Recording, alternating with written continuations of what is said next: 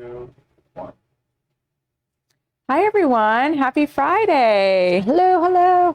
Welcome to Commissioner Wilson's virtual office hours. It's very good to be here. We're Friday already. Sorry about the technical difficulties. We just are doing the best we can with our, our inconsistent Wi-Fi sometimes. And we just are grateful that you all are tuning in.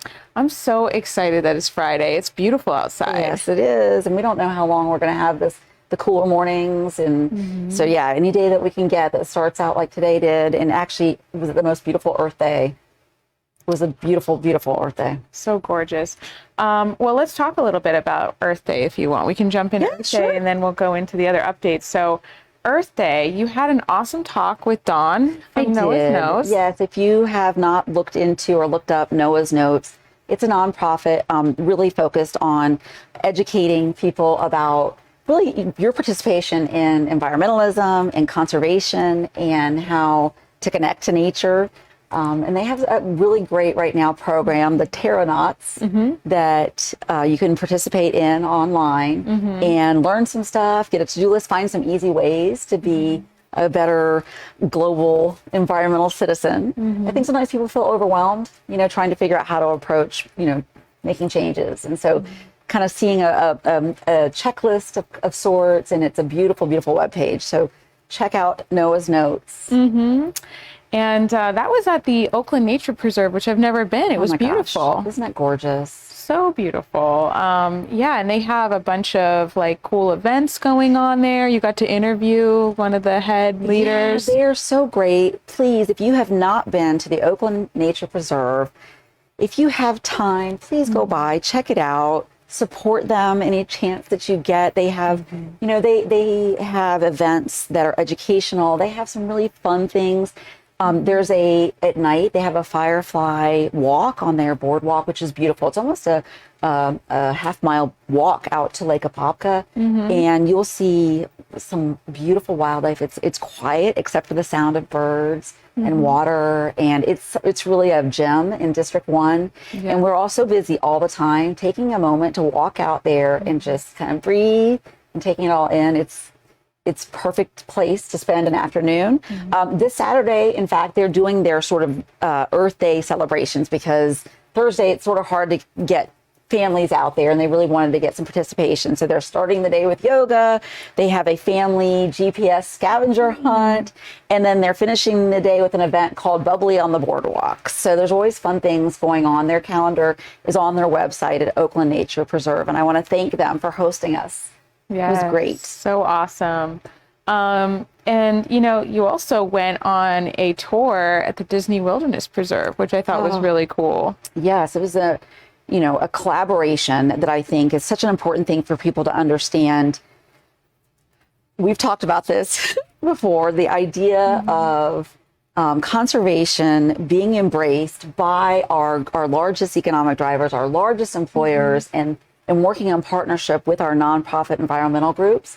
It's the way that we're going to really be able to save, preserve, and remediate even really important tracts of Florida wilderness. And this was such a perfect example of that. The Florida Nature Conservancy hosted and gave us a tour, and they do such great work there. We really were able to see different habitats. We got to see a scrub jay, and I know so it was beautiful. They're so social. It was. They came right up like, hey, what's up? Amazing. A lake that doesn't have humans all squished up around the edges of it. There's a lake at that conservancy that it's untouched, and it just it made me just appreciate so much that untouched wilderness and the protection that went into that was driven by Disney, and then partnering with the Nature Conservancy. So it was a great partnership to see.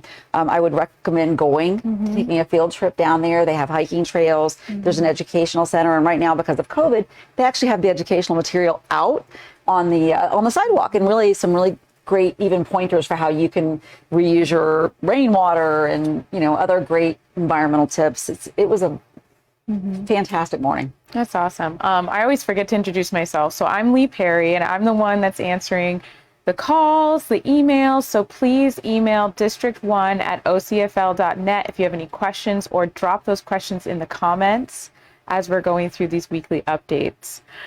So first and foremost, I got my second vaccine. You got your second vaccine. Yeah, I'm like on week 2. I had some side effects, but I wasn't scared. I was very excited about it. And I will say that I just feel it's so worth it. Any side effects that I got, I feel so much better knowing that I have that second dose. If you can hear me and you are 16 and up, no excuses. Yeah. We're relying on you. Please. The idea that vaccines are only for the person getting the vaccine is a misconception. It's for the community. And for us to really be able to go back to full-fledged hugging strangers. Oh my gosh, can you imagine the day that we can shake hands freely again? We have to get to 79% of our community. Now, our over 65, we're there. We are there. They're out partying. But they can't. We don't get the herd immunity, or what I like to call community immunity alone. We need our young people in, our 20-somethings, our 30-somethings, our 16 and up. And when I tell you that, for me, and I am like a broken record on this one, trying to get it moving, I believe we need vaccine site pop-up in the high schools here in Orange County. I think we need to encourage opening more and more of the pop-up and mobile centers so that we can get these kids vaccinated, because if they get vaccinated and you have a household, the 16 and ups are vaccinated, then you have a household, and we're looking at our elderly people are safe.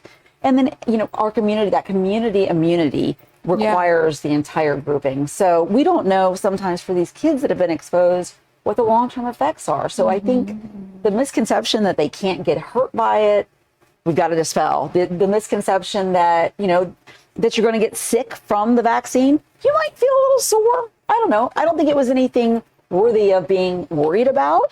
And you know what? If it's a day that you get to kind of kick back for a little bit instead of going for your run, then kick back for a little bit and let your antibodies do their job. Yeah, 100%. And also, there was a campaign that was just launched by the mayor's communications team. I got my shot awareness. I got my shot. This is the other thing. If you when you get your vaccine, hashtag I got my shot. If you are a Orange County public school student, go ahead and tag Orange County Public Schools so they know that you got your shot.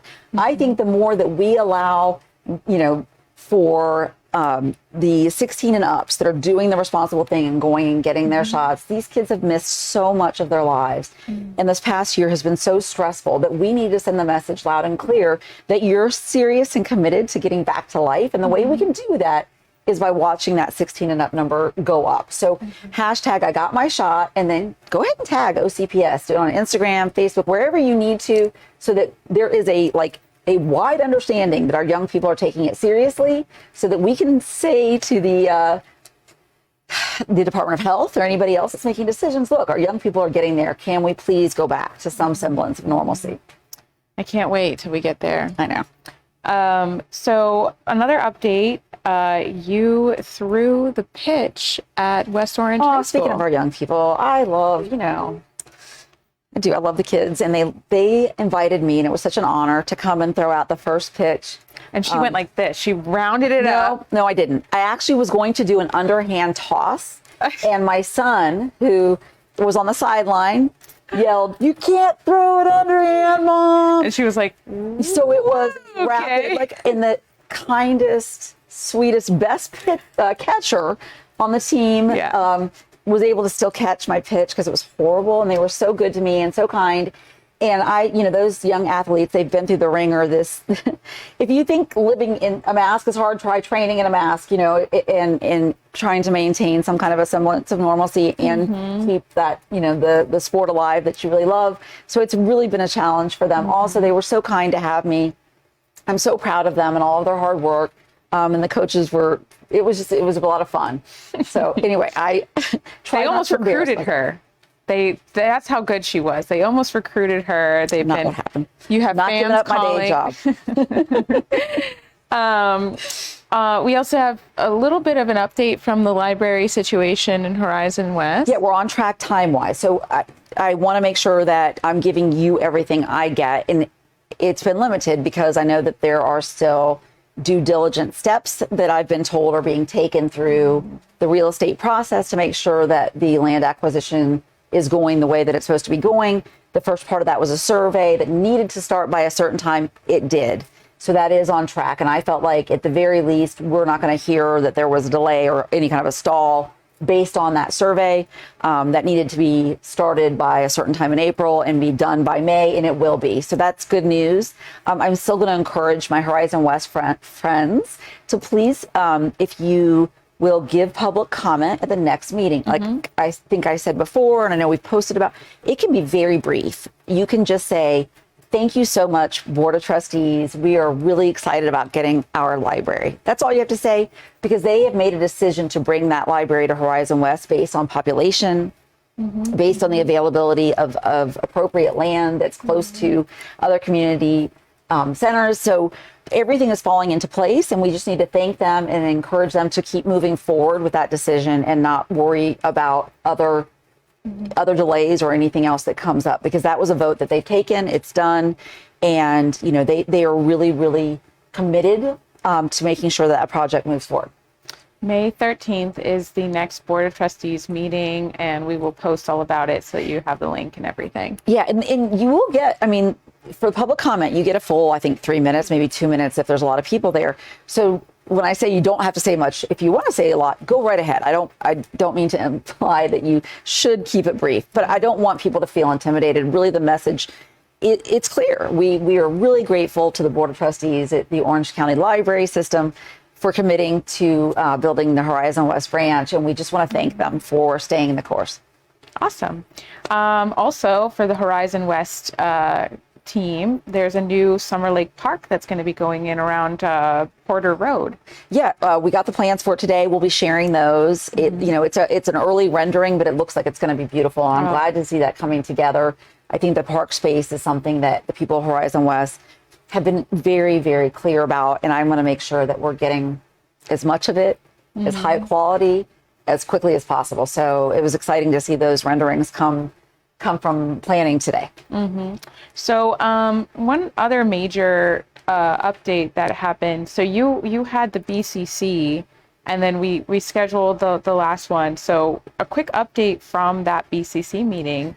The Citizen Safety Task Force. Yeah, doesn't it feel like it was a million years ago? I do think our days are busy, and it's an honor, and it's very exciting, but it's something that I think about that meeting, and it was, feels like a week and a half. Decade ago. Yeah, it feels like a decade ago. So there have been across the country, but also in our community, events that took lives from gun violence, and sadly, young people in Orange County died. You know, there was 2 shootings, and I think they were within a very short period of time, that prompted Orange County government to look into putting together a citizens safety task force. And really what it was looking at was violence, gun violence. How do we try to make sure that all of the factors in our community that may be playing a part in that, whether it is our school to prison pipeline, whether it is our,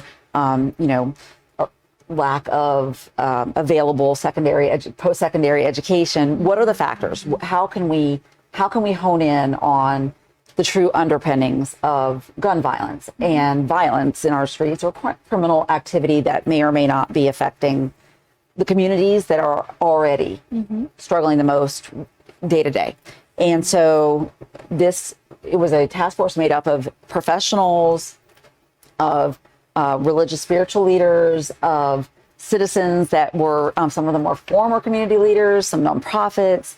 So it was a widely vetted group of people that came to the table, had, I think, 52 meetings. There were subcommittee meetings. There were some really deep dives into data and different subgroups that came out with recommendations.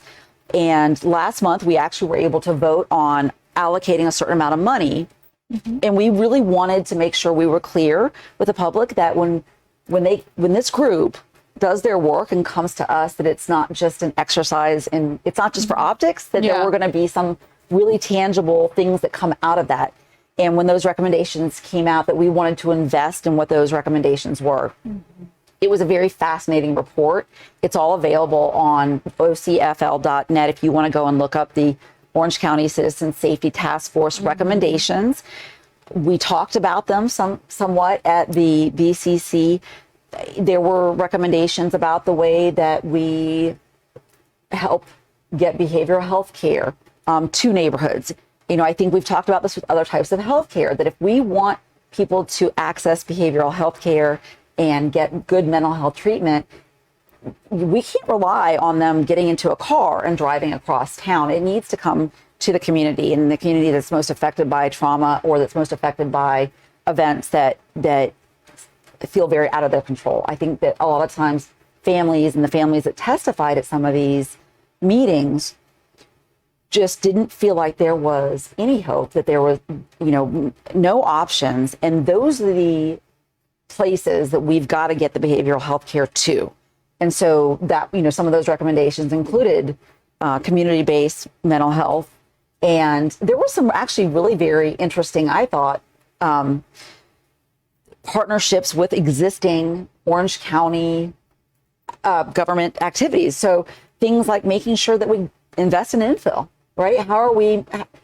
One of the things we know of is that when there are abandoned buildings, in buildings that have become, either the power is shut off or the water shut off, that oftentimes those are magnets for criminal activity.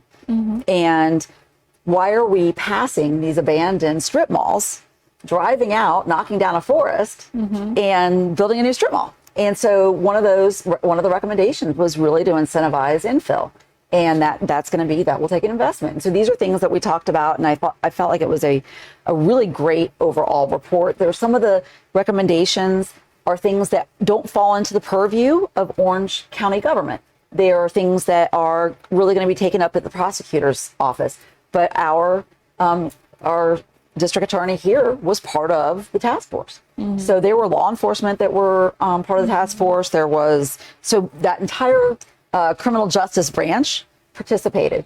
I will tell you, Lee, you know that it's frustrating as somebody who's had hands tied in local government with preemptions that we didn't get a chance to talk about gun safety, because at the end of the day, if everybody out there has a gun, it puts everybody in danger. So this whole saturation of gun ownership, and that everybody has that there are guns everywhere, makes the conversation difficult, right?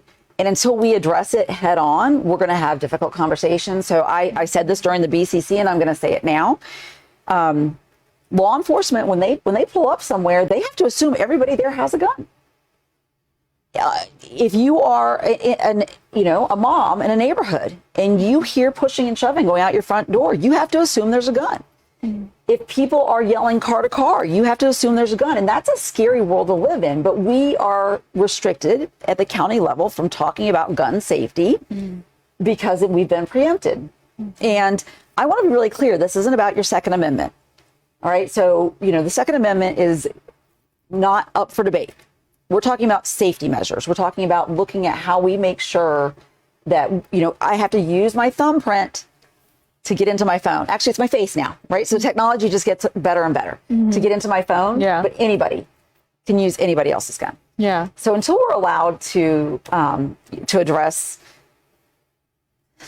actual gun safety, we're going to have to be really super creative with our other problem-solving skills. And that's really what this task force was handed, was how can we do this without even being able to address gun safety? So part of it is definitely, and they did put in the report, we're going to continue to advocate for gun safety, whether it's to the state legislature or to the federal government, any opportunity we get as a county. But, if I were you, in fact, this is me, and I'm telling you, anytime you go to vote for a state or federal position, find out where they rate on the NRA's lobbyist scale. If the NRA gave them an F, then they're probably somebody that wants to keep the streets safe. Yeah. If the NRA gave them an A, they're probably all about the gun lobby, and they're probably getting some funds from the gun lobby. So that's my 2 cents on that. And like I said, I I'm not one of these people that wants to do anything about repealing the Second Amendment. That's ridiculous. But much like we have restrictions on the First Amendment or any of the others, there has to be safety mechanisms put into place. So anyway, off my soapbox. I just find it so fascinating the way you talked about that, because, you know, when you watch movies that are really, really like nostalgic of the past, you see kids playing outside and you see like this real 1950s kind of vibe on TV or old movies, what have you. I don't feel that way. I feel very unsafe, you know, because of how quickly guns are being sold so irresponsibly, and how flooded I feel especially our state is right now when it comes to guns on the streets. And I just don't know if culturally we're ever going to get back to a place in this country where we can feel safe again. Well, I think with we have that to many take, guns. I agree with you. And I think we have to take it's a false controversy that's been centered around the Second Amendment. And we just have to take that out of it, right? You know, I can't yell out loud that I'm going to go kill some public official, or I can't incite violence. That's a restriction of my First Amendment right. And that's for public safety. When you see restrictions, I can't get up in a movie theater and yell fire because it could cause a panic and a stampede. That's a restriction of the First Amendment for safety. When we talk about gun rights and we talk about those, it doesn't mean that we're suspending that amendment. What it means is that we have to look at things that we can do to keep the public safe. You know, when infant drowning deaths went up in the state of Florida decided that they would take safety measures. And now if you build a pool, you put a fence around it or an alarm system. And you know what? The drownings were down. Yeah. You know, when people were dying in cars, there was, you know, a safety measure that was legislated to put seatbelts on. And you know what? Fewer people are dying in car accidents. So, you know, it's data driven. We're looking at a saturation of guns on our streets. And so it puts law enforcement in a horrible position. It puts, you know, neighbors, you know, in a horrible position. And people, you know, you think about our school children who do duck and cover drills. You know, they hear popping somewhere and they dive under their desks. You know, my children watched that horrible insurrection in Washington, and they saw the lawmakers climbing under their desks. And they said, well, now they know what it's like to be a public school kid.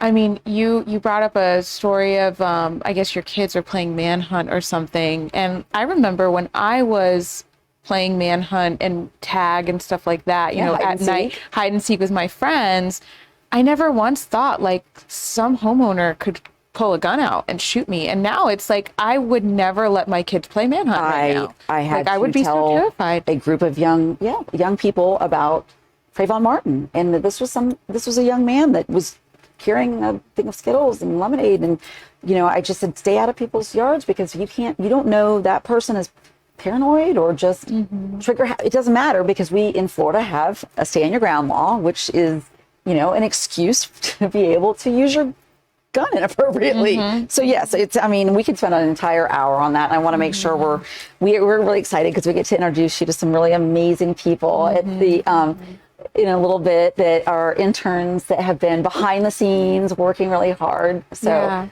we can go all in on one of those conversations though about safety and public safety. Well, before we introduce our friends, we have one other thing to bring up: redistricting. Oh yes, this is coming. Maybe talk a little bit about what redistricting is and how it's going to affect the election next year and the timeline and all that.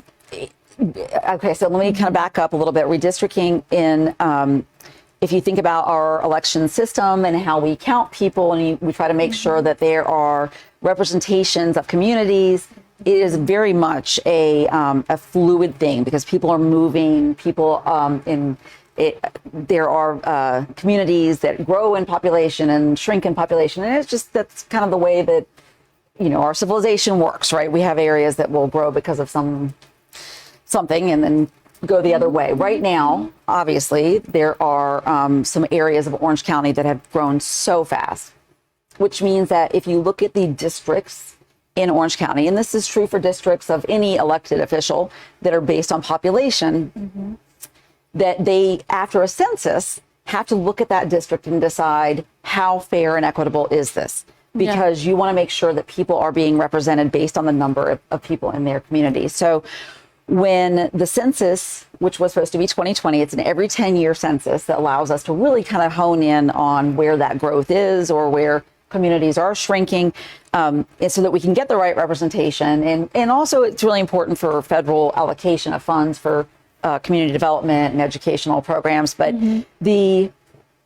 specifically for the elections in Orange County, there is a upcoming 2022 election, which will determine let me think of this for a second, the even numbered commission districts and the mayor, of course.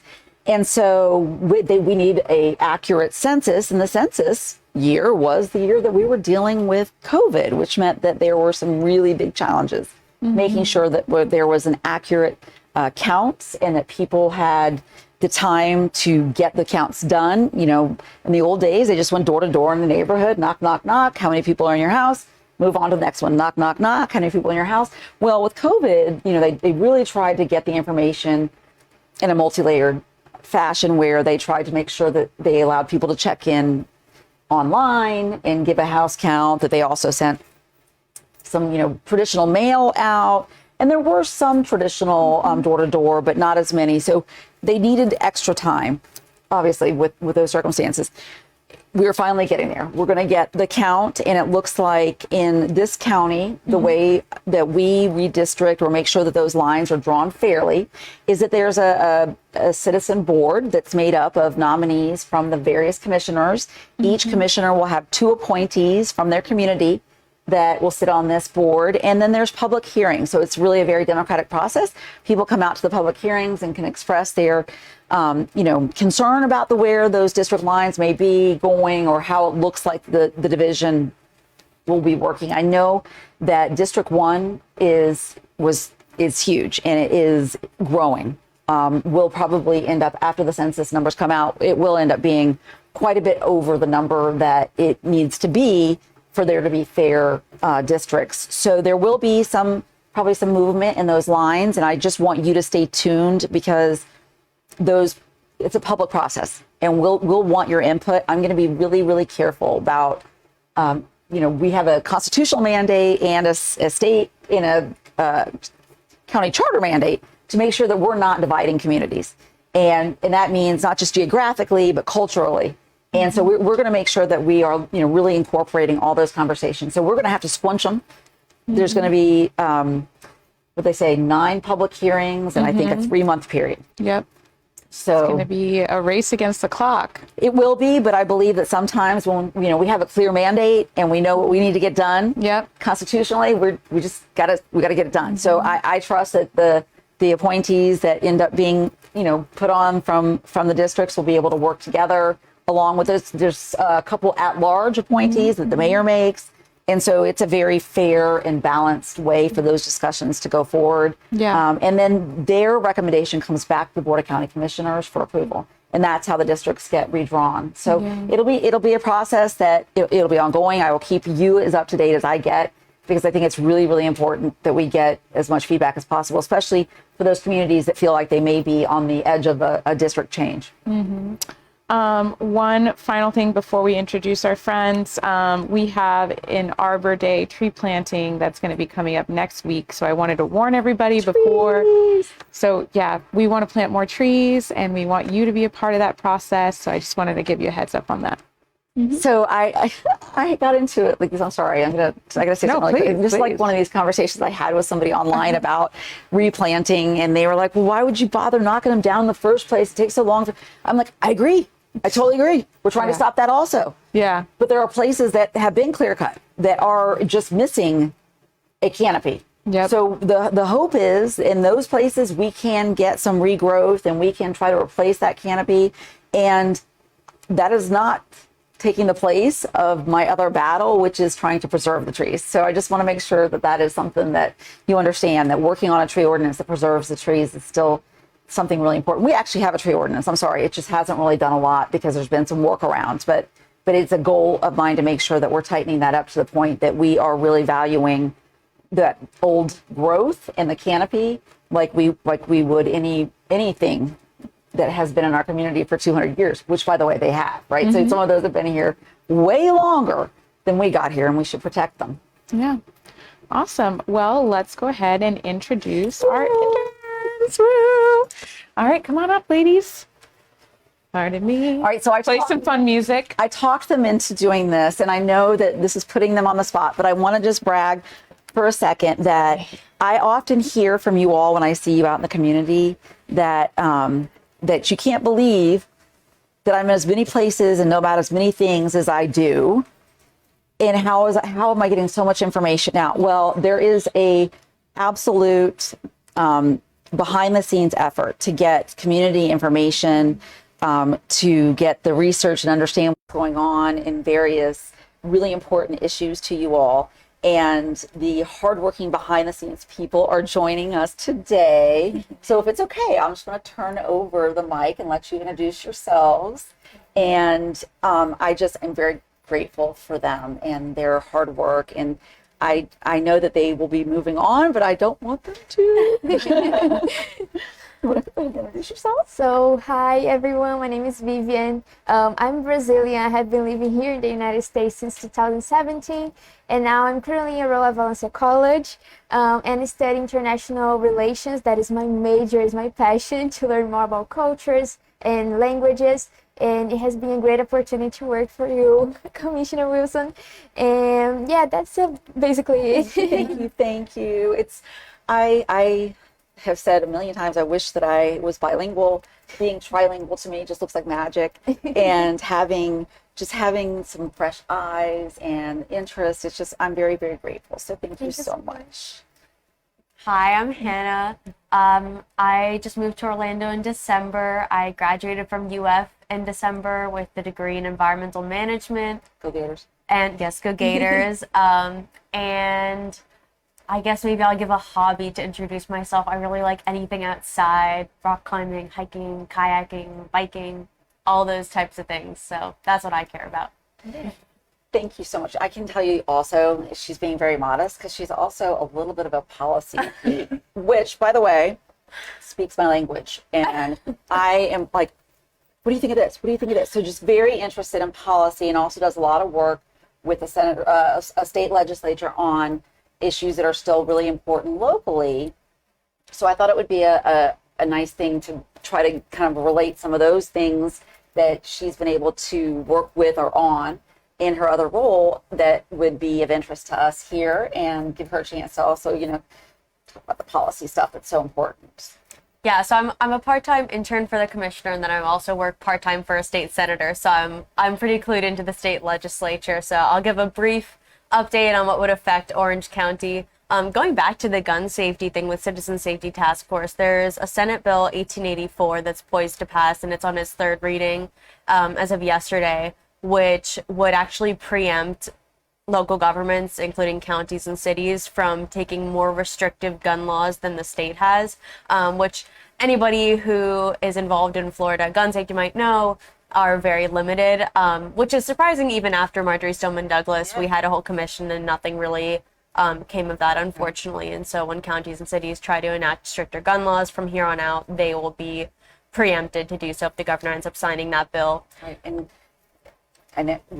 the preemption issue it's just stomping on local control. And, here we are again, where the Constitution of Florida gives local control, charter counties, for the health, safety, and welfare of our citizens. So to me, I think if it's challenged, it would be an interesting thing to see what the courts say, because I think that it's overstepping, it's overreaching from from the state. Yeah, the last couple of years, the legislature has done a lot of preemption bills, and nearly all of the very brief list here are preemptions, and there's a whole lot more in the legislature. There are a lot of preemptions on energy, so that includes HB 839, House Bill 839, as well as Senate Bill 1128. They're different bills, but they similarly preempt energy production and then infrastructure relating to energy, so that includes like oil tanks and then also infrastructure for solar energy. It preempts that to the state as well, which also as reflected in our budget and our policy is not making much progress. So counties are kind of ahead of the game and cities have been kind of ahead of the game in the past couple of years trying to initiate these issues. Right. And for some reason, the state legislature isn't following through on that same move. Yeah, I mean, if you think about what's really important that we know about our communities is Right. those like really basic infrastructure and the neighborhood, the way the neighborhood is laid out, right? So you're talking about utility and the power needs of the future, but unfortunately, sometimes when special interests get into the Tallahassee rooms up there, they aren't really thinking about us. And, I just want people to understand that local control is about all those day-to-day things. Like, where is your power coming from? What are we doing here in Orange County that we know is best or better for our residents? And are we okay with giving that away? And that's Right. what we're doing when we elect Right. people that are okay with preemption. And that's the whole point of a tiered system federally with the government anyway, is because the federal government obviously knows the least about the people in Horizon West, right? So that's why Horizon West has its government, and then you have the city, the county, then the state, then the federal. So it's kind of frustrating to Absolutely. have so much preemption because that's the whole point of the way our government is I structured. say all the time, the reason why we fought for our independence was because we were being preempted by London, England. Right. They were like trying to tell Right. us what to do. We're like, you don't know what's going on here in Boston. Exactly. How dare you Exactly. tax us for something? You don't know what's going on in our backyards. And so it really does feel like the most American thing ever that we're saying, stop overreaching Tallahassee, stop, Right. let local control work, because we know, and we've been actually mandated by the Constitution of the state of Florida to take care of our citizens. So Right. we'll keep hammering that. Yeah, and then there's House Bill 495, which limits emergency orders, which I know you really care about. If you want to expand on that and why it's an just issue this for Orange idea. I mean, County. can you imagine a tornado coming through? And, I think this was a reactive bill, right? Yeah. This looks like it was a reaction to the urban areas in Florida that were really proactive during COVID and trying to keep their citizens safe. Now, there were hot spots, in Florida. I am not saying that Tallahassee had the same challenges as Miami. They didn't, which is why Miami had to take more restrictive actions than Tallahassee, or, I'm just using it as an example. I don't really know what was going on in Tallahassee, but the idea is that you know what is going on in your own numbers. We get situation reports every single day that tell us how many positive cases, how many hospitalizations, how many ICU beds are available. And there was, such strange polarization that happened during this last year when local governments tried to do the right thing by their own counties, knowing what their challenges were, that I think, the lawmakers in Tallahassee felt like, well, the best way to make sure that we aren't getting that is to just take away emergency orders. Well, the emergency orders aren't just for pandemics. In fact, this is the only time that's happened. Usually it's weather, right? And as our climate changes and as we struggle with what are more and more really unpredictable weather patterns, you've got to be able to declare an emergency. So to me, it's a very dangerous bill. I just feel, I'm nervous about it, and I hope that we don't find that it has to be overturned because of a disaster. Right. Yeah, and then on the last one, there's a lot. So I would encourage anybody watching this to do all of your own research because there's so much going on in the Florida legislature Or this just year. reach out to me, and I might have somebody that I know Maybe. that I could say, hey, yeah, I watch a little bit too much of Florida session. Let's say that. truly, if there is something that you're curious about, we will work through it together, because I do think this is where you get involved. Local government, state government, these are things that affect you every day. So I love the idea. If you're curious, bring it on. Let's research. We'll figure it out. It's absolutely true. And then the last one I just want to briefly touch on is this, and it's kind of interesting because a lot of these bills introduced in session this year were intended or on the face to be nonpartisan.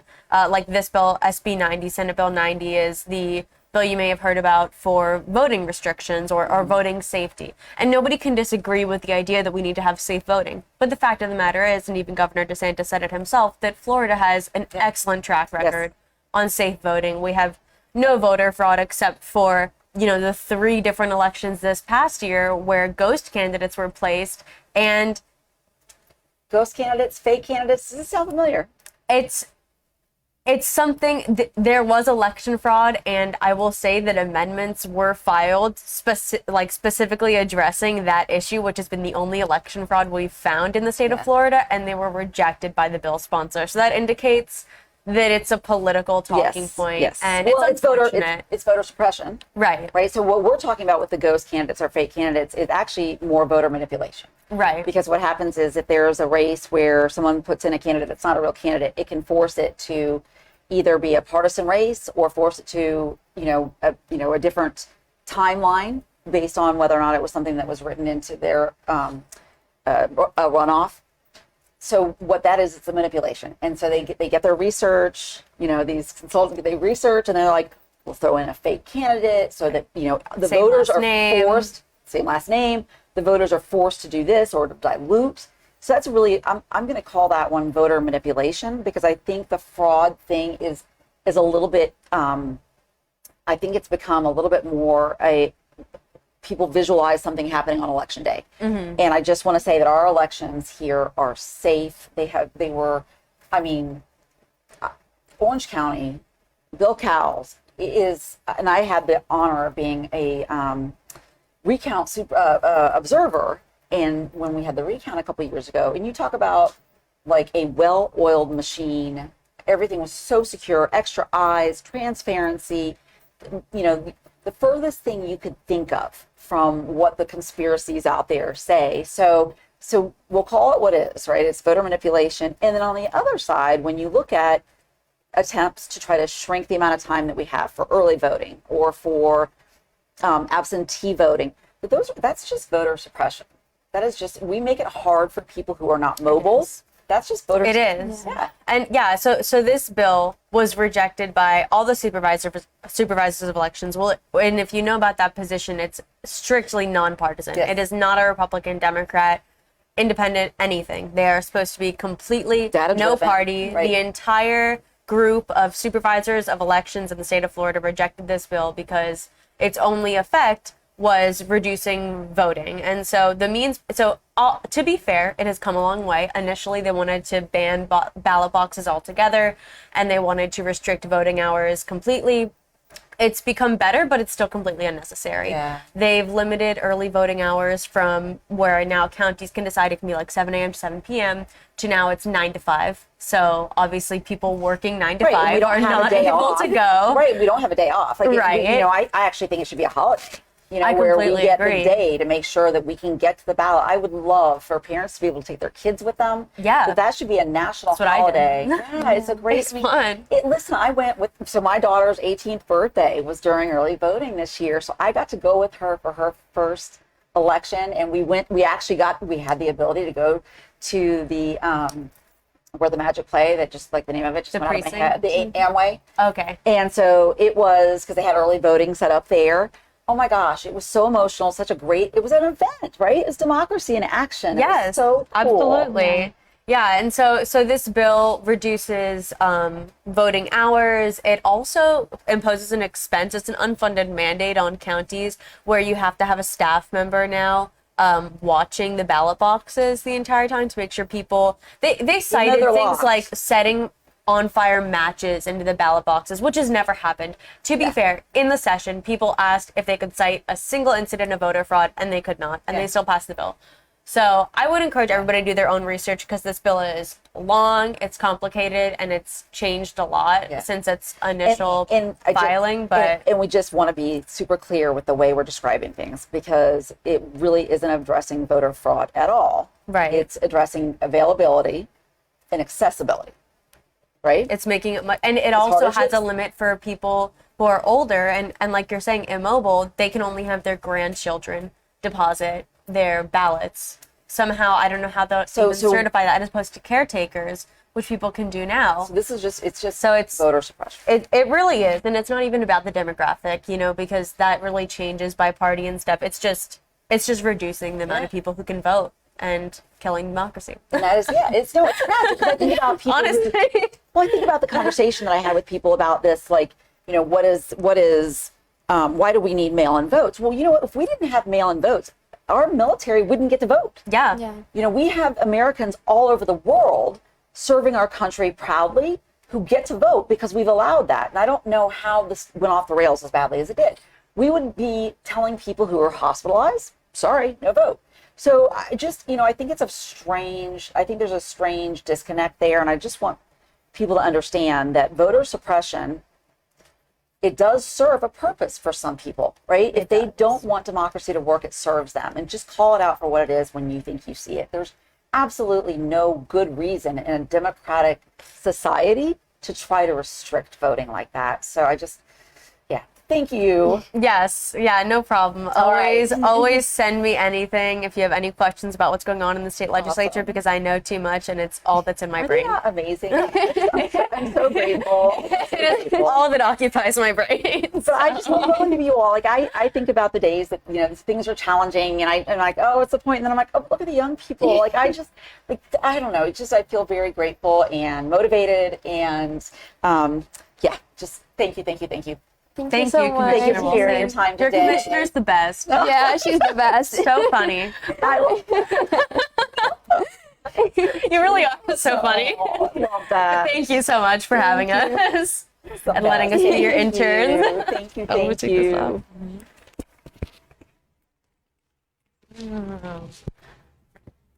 you. Right. Yeah, I could do a whole day on the stuff going on in Tallahassee. Well, for those of you who, because our interns, they're amazing. If you want to be an intern or you know someone that wants to be an intern, feel free to email your resume and a little information about yourself to the district1@ocfl.net email address. I'm still writing the position descriptions. I'm going to show you and everything, but the deadline will be the second week of May, and you can do it for school credit if you're a college student. Or if you just want to volunteer. Resume builder. Yeah, it's a good resume builder. So feel free to email that resume over to And I us. can write a mean letter of reference. A really good one. Mean in the best way. The best way. Exactly. So, exactly. Commissioner, do you Yes. have any last comments or final thoughts? Oh boy, gosh, this was a good hour. We have another BCC coming up on Tuesday. Yep. I think there's going to be some interesting stuff coming down the pipeline on, I know that if you were watching the last one or if you tuned in, that the iDrive CRA, which is the taxing district that goes to improving some of the transportation in the past in iDrive, has been a very hot topic. And the next one, there's actually going to be some information coming from Universal about their housing for their CAS housing. So that's going to be interesting. Maybe tune in for that and we'll recap it. That's, reach out, let us know what your questions are. And if you have any comments or you want us to hone in on anything a little further, we are really happy to do that. Grateful for all of you. Yes, and thank you so much, everyone. Have a wonderful evening and have a wonderful weekend. Yes, exactly. Thank you.